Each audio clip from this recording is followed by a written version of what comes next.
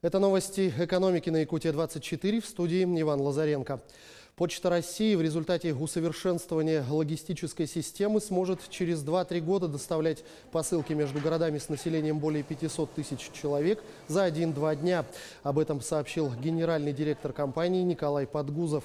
По словам главы компании, Почта России заинтересована в том, чтобы взять на себя всю цепочку движения товара от оплаты заказа на интернет-ресурсе до его доставки в регионы страны.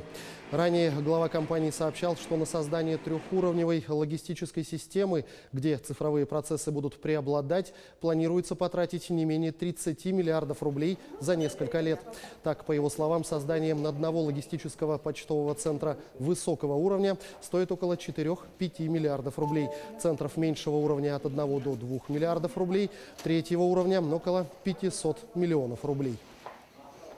Премьер-министр Дмитрий Медведев заявил, что крупные компании подали предварительные заявки для участия в нацпроектах на сумму порядка 75 триллионов рублей. При этом он отметил, что в ответ на готовность бизнеса включиться в выполнение национальных проектов государство должно обеспечить их инвестициям надежную защиту и стабильные правила. Именно поэтому, по словам Медведева, было принято принципиальное решение не увеличивать налоговую нагрузку в ближайшие 6 лет. Для этого правительство скорректировало налоговую систему, отметил он, имея в виду изменение ставки НДС, закрепление тарифов страховых взносов во внебюджетные фонды на уровне 30% и специальный налоговый режим для самозанятых. Центробанк намерен собрать с банков все номера телефонов, по которым они связываются с клиентами, чтобы защитить россиян от мошеннических звонков. Речь идет как о номерах, которые используются для входящих звонков от клиентов, так и о телефонах для исходящих вызовов от банка. Все номера регулятор намеревается собрать до 30 мая. После этого они будут переданы операторам связи, чтобы те могли блокировать звонки мошенников. В Центробанке пояснили, что список всех телефонных номеров нужен для подготовки механизма противодействия мошенникам. Регулятор работает в этом направлении по договоренности с Минкомсвязью и операторами.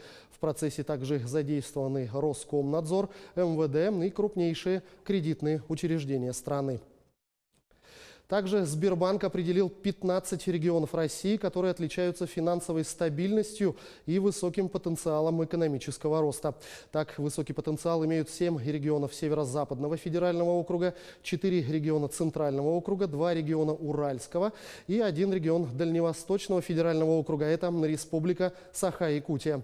Основным фактором экономического роста регионов являются инвестиции, а наиболее успешные регионы имеют достаточно высокую долю инвестиций в валовом региональном продукте. Предлагается, что основной рост инфраструктурных расходов в регионах выпадет на 2019-2024 годы благодаря реализации национальных проектов. При этом одним из ключевых получателей финансирования станет Дальний Восток.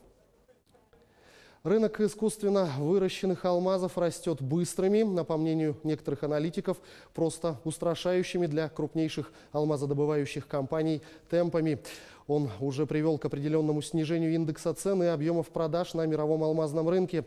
Как пояснил генеральный директор компании «Алроса» Сергей Иванов, на самом деле эти самые искусственно созданные драгоценные камни не так страшны, как кажется.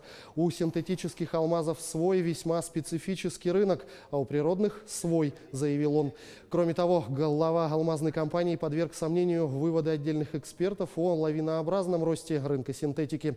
Тем не менее, он не стал недооценивать связанные с синтетикой риски и сообщил, что руководство компании готово задействовать массу других эффективных механизмов для разрешения ситуации, от таргетированной рекламы о вечных ценностях природных алмазов до законодательного разделения на рынок природных алмазов и синтетических.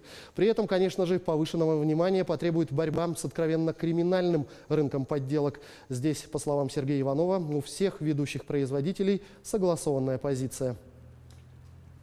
На этом пока все. Оставайтесь в курсе экономических событий на Якутия-24.